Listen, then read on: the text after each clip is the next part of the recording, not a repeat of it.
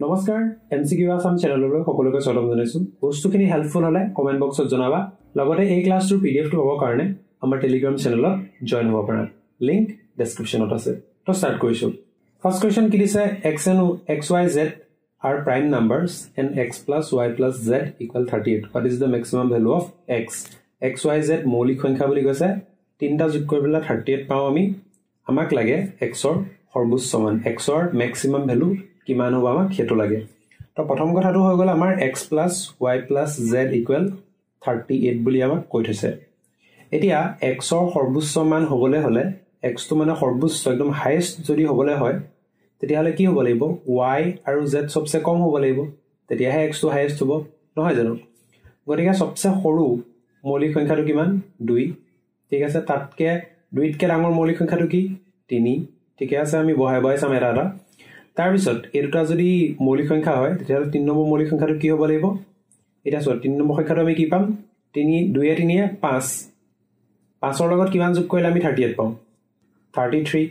কিন্তু 33 কি মৌলিক সংখ্যা নহয় গতিকে আমি 2 ললো 3 এর জায়গাত আমি বেলেগ এটা চেঞ্জ কৰিম সাপোজ 5 ঠিক আছে এতিয়া চোৱা এই দুটা যোগ কৰা 5 এৰ কিমান 7 7 ৰ লগত কিমান যোগ কৰিলে আমি 38 পাম obviously 31 গতিকে চোৱা এইগিটা সংখ্যাৰ ভিতৰত 31 টো কি হাইয়েস্ট আটাইতকৈ ডাঙৰ গতিকে x ৰ ভ্যালুটো কিমান হ'ব 31 হ'ব ঠিক আছে তো অপচন সি আমাৰ কাৰেক্ট आंसर তো आंसर আমাৰ অপচন সি ঠিক আছে বুজি পাইছো নেক্সট কোৱেশ্চন আইছো the greatest four digit number exactly divisible by 10 15 20 is কি কৈছে 10 15 আৰু 20 ৰ দ্বাৰা বিভাজ্য আটাইতকৈ ডাঙৰ 4 অংকৰ সংখ্যাটো মানে সুধিছে ঠিক আছে প্ৰথমতে আমি কি কৰিব লাগিব 10 15 20 এই তিনিটা সংখ্যাৰে ডিভাইড যোৱা আটাইতকৈ সৰু সংখ্যাটো উলিয়াই ল'ব লাগিব হেতু আমি কেনেকৈ উলিয়াম সিম্পলি এহেতৰ এলসিএম উলিয়াই পেলাই ঠিক আছে গতিকে আমি 10 15 আৰু 20 ৰ প্ৰথম এলসিএম উলিয়াম ঠিক আছে 5 দি কৰা 5 দুগুণ 10 5 দি কৰা 5 3 গুণ 15 5 4 গুণ 20 ইয়াৰ আকৌ কি কমন আহিব 2 এটা কমন আহিব 2 গুণ 2 3 টো থাকি যাব 2 গুণ 4 তো এলসিএম কিমান হ'ব 5 পূৰণ 2 পূৰণ 3 পূৰণ 2 তো 5 দুগুণ 10 10 3 গুণ 30 30 দুগুণ 60 তো এলসিএম কিমান আমি পালো 60 পালো সো আকৌ কৈছো যে 10 15 20 ইহতি হৰণ যোৱা আটাইতকৈ সৰু সংখ্যাটো কি 60 আমাক কি লাগে 4 অংকৰ আটাইতকৈ ডাঙৰ সংখ্যা লাগে যাক 10 15 20 এৰে হৰণ যায় এতিয়া চোৱা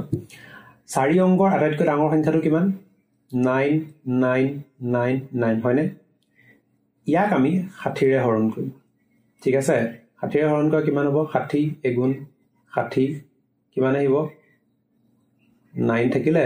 9 পা 6 গল কিমান 3 থাকিলে 39 9 এটা নমাই দিয়া 6 ৰে পূৰণ কৰা 6 60 6 পূৰণ 60 কিমান 6 গুণ 36 লগতটা 0 360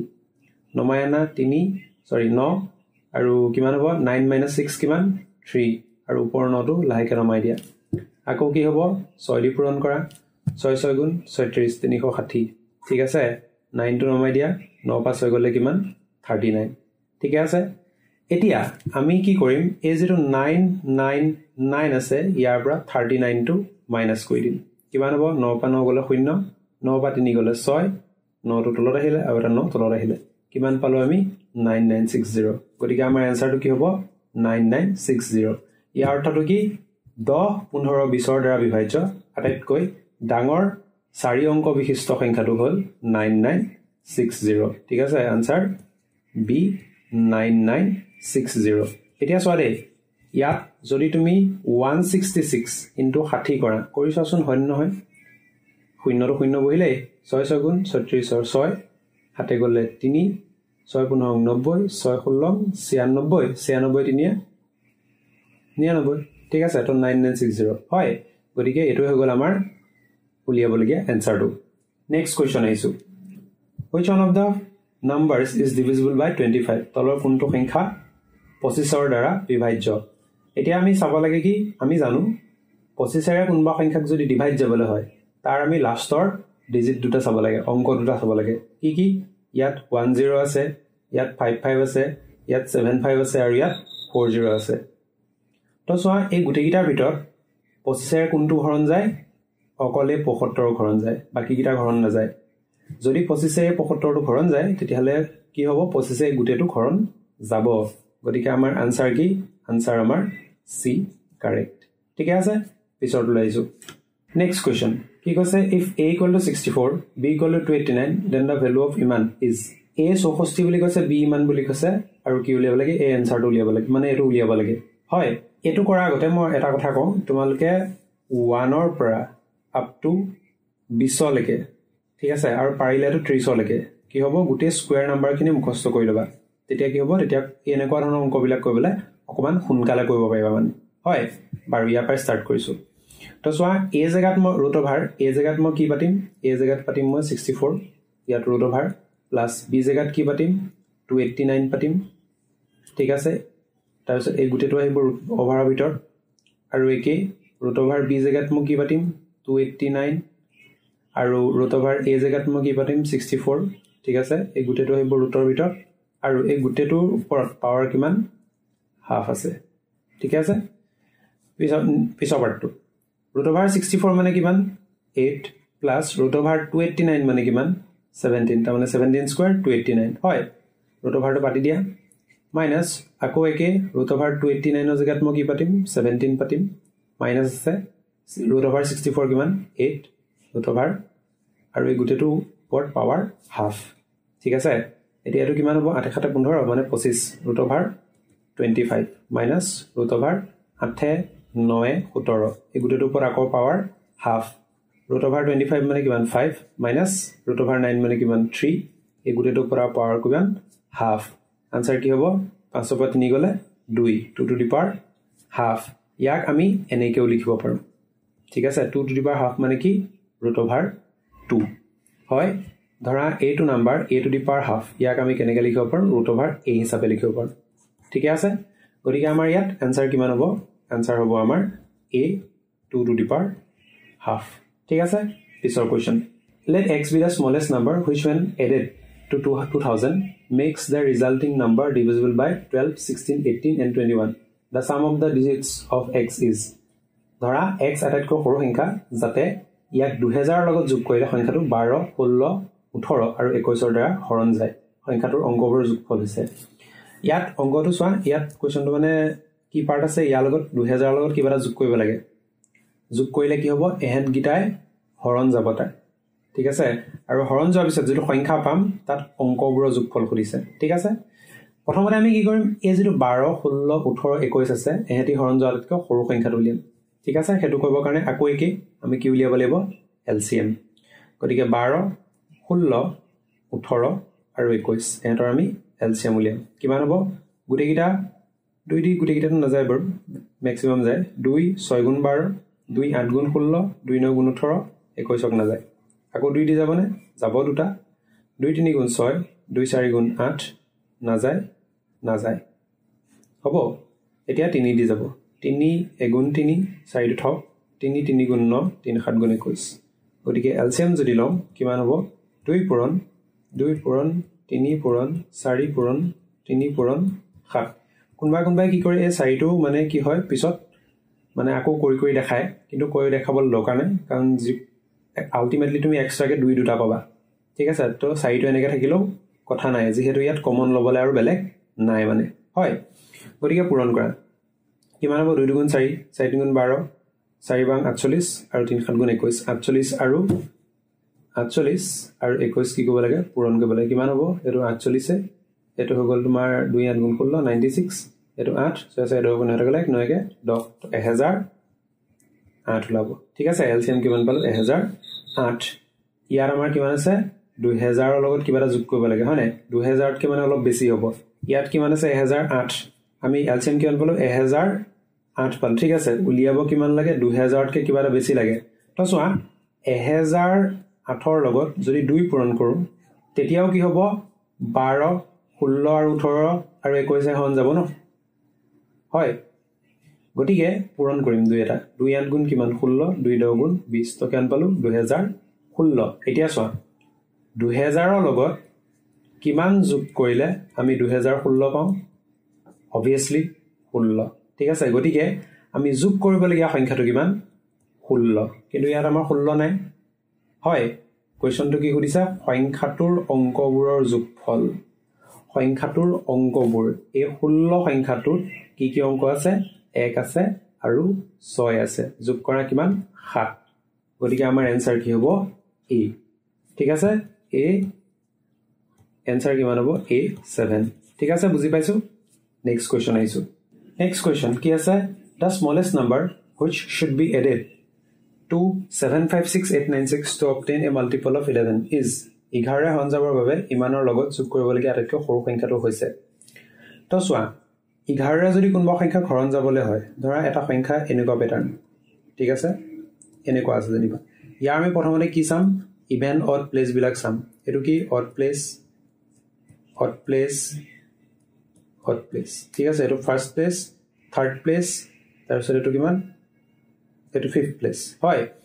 এতিয়া ইয়াৰ ইভেন প্লেস বিলাক কোন বিলাক এইবিলাক ইভেন প্লেস সেকেন্ড প্লেস এটো ফোর্থ প্লেস ইভেন প্লেস আৰু এটো সিক্সথ প্লেস তাবা আমি কি কৰিব লাগে সাম উলিয়াব লাগে কি যে অড প্লেসত থকা নাম্বাৰ বিলাক ঠিক আছে অড প্লেসত থকা নাম্বাৰ বিলাকৰ মই সাম উলিয়াম তাৰ পিছত যোগফল লিয়াম কি হৰ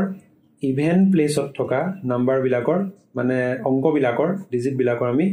সাম উলিয়াই প্লাই দুটা কি কইম মাইনাস কৰিলে যদি আনসাৰটো 0 ওলাই বা 11 ৰ মাল্টিপল বা 11 ৰ গুণিতক ওলাই ঠিক আছে তেতিয়াহলে কি হ'ব গোটেই সংখ্যাটো 11 ৰে হৰণ যাব নহলে না যায় এতিয়া চোৱা 7 5 6 8 9 6 এই সংখ্যাটোৰ ইভেন প্লেস বিলাক কোন বিলাক 9 6 আৰু 7 ঠিক আছে এটো সেকেন্ড প্লেস এটো ফোৰ্থ প্লেস আৰু এটো সিক্সথ প্লেস অড প্লেস বিলাক কোন বিলাক 6 8 আৰু 5 গতিকে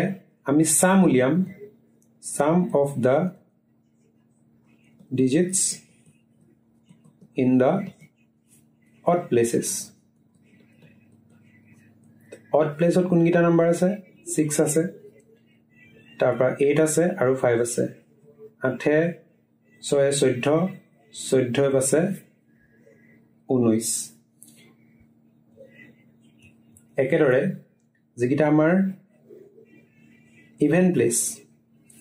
sum of the digits in the even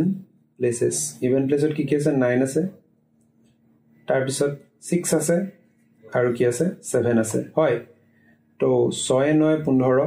aru 7 ase 12 mane 22 ঠিক আছে যোগ কৰিলে কিমান পাম 22 পাম দুইটা এতিয়া মাইনাস কৰা যদি মাইনাসত লোৱা তেতিয়ালে आंसर কিমান লব -3 লব 3 -3 একেটা আৰু ঠিক আছে 22 পৰা 19 মাইনাস কৰিলে 3 লব obviously আৰু 19 পৰা 22 মাইনাস কৰিলে 3 লব এতিয়া চোৱা যদি মই এই 19 ৰ লগত 3 এটা যোগ কৰিলো হেতেন তেতিয়ালে आंसरটো কিমান ওলাই 22 - 22 0 ওলাই হয় মানে আমাক 11 এৰে সংখ্যাটো হৰণ যাবলৈ হলে आंसरটো কিমান লব লাগিছিল 0 লব লাগিছিল বা 11 ৰ মাল্টিপল হ'ব লাগিছিল হয় আৰু আটাইতকৈ সৰু 3 যোগ কৰিলে মই কি পাম 11 ৰ এটা মাল্টিপল পাম বা 0 পাম ঠিক আছে গতিকে আমি যোগ কৰিবলগীয়া সংখ্যাটো কিমান C3 গতিকে আমাৰ आंसर কিমান হ'ব C3 আশা কৰো বুজি পাইছা সগে পিছৰ কোৱেশ্চনটো লাইছো n is the smallest 3 digit prime number when n is divided by 13 then what will be the remainder n হৈছে আটাইতকৈ সৰু 3 অংকৰ মৌলিক সংখ্যা যাক n যেতিয়া n ক 13 ৰে ভাগ কৰা হ'ব তেতিয়া বাকি কিমান হ'ব এতিয়া প্ৰথম কথাটো হ'ল 3 অংক বিশিষ্ট আটাইতকৈ সৰু সংখ্যাটো হৈছে 100 আৰু 100 ৰ পিছৰ নম্বৰটো কিমান 101 ঠিক আছে আৰু 101 টো আটাইতকৈ সৰু 3 অংকৰ মৌলিক সংখ্যা prime number ঠিক আছে সবচে স্মলেষ্ট 3 digit prime number ইয়াক কিমানৰে হৰণ কৰিব লাগে 13 ৰে হৰণ কৰিব লাগে ঠিক আছে 101 ক 13 ৰে কৰা হৰণ 7 13 কিমান 91 তো মাইনাস কৰা 0 10 পৰা 9 গলে কিমান থাকিব 1 থাকিব ভাগ শেষ কিমান পালো 10 গতিকে আমাৰ आंसर কিমান D 10 পিছৰ question if n is a natural number then root over n is যদি n এটা স্বাভাৱিক সংখ্যা তেন্তে root over n কি হ'ব root over n এতিয়া চোৱা root over n n to কি স্বাভাৱিক সংখ্যা তাৰ মানে কি root over 1 root over 2 root over 3 root over 4 root over 5 এনেকে গৈ থাকিব ঠিক আছে ইয়াত কি বুলি কৈছে always a natural number সদায় এটা স্বাভাৱিক সংখ্যা হয় জানো নহবও পাৰে কিয় কাৰণ root টো এটা স্বাভাৱিক সংখ্যা নহয় গতিকে এইটো অপচন ইনকাৰেক্ট সদায় এটা পৰিমেয় সংখ্যা হয় জানো নহবও পাৰে একে কাৰণ root টো এটা পৰিমেয় সংখ্যা নহয় again root 3 এটা পৰিমেয় সংখ্যা নহয় ৰেচনেল নাম্বাৰ নহয় ঠিক আছে গতিকে এটো ইনকাৰেক্ট সদায় এটা অপৰিমেয় সংখ্যা সদায় অপৰিমেয় হ'ব লাগিব বুলি কথা নাই কাৰণ root 4 টো চোৱা root 4 ভ্যালু টো কি 2 এটো এটা পৰিমেয় সংখ্যা গতিকে সদায় অপৰিমেয় সংখ্যা নহবও পাৰে লাষ্ট অপচন কি either a natural number or an irrational number হয় এটা স্বাভাৱিক সংখ্যা নহলে এটা অপৰিমেয় সংখ্যা ঠিক আছে স্বাভাৱিক সংখ্যা 2 হ'ব পাৰে বা অপৰিমেয় সংখ্যা 5 হ'ব পাৰে ঠিক আছে গতিকে আমাৰ লাষ্ট অপচনটো কি হ'ব কাৰেক্ট হ'ব হয় আশা কৰো বস্তুখিনি তোমালোকৰ হেল্পফুল হৈছে চাগে বস্তুখিনি বুজি পাইছা চাগে যদি হয় কমেন্ট বক্সত জনাবা লগতে চেনেলটো সাবস্ক্ৰাইব কৰিবা thank you so much for watching stay tuned for new videos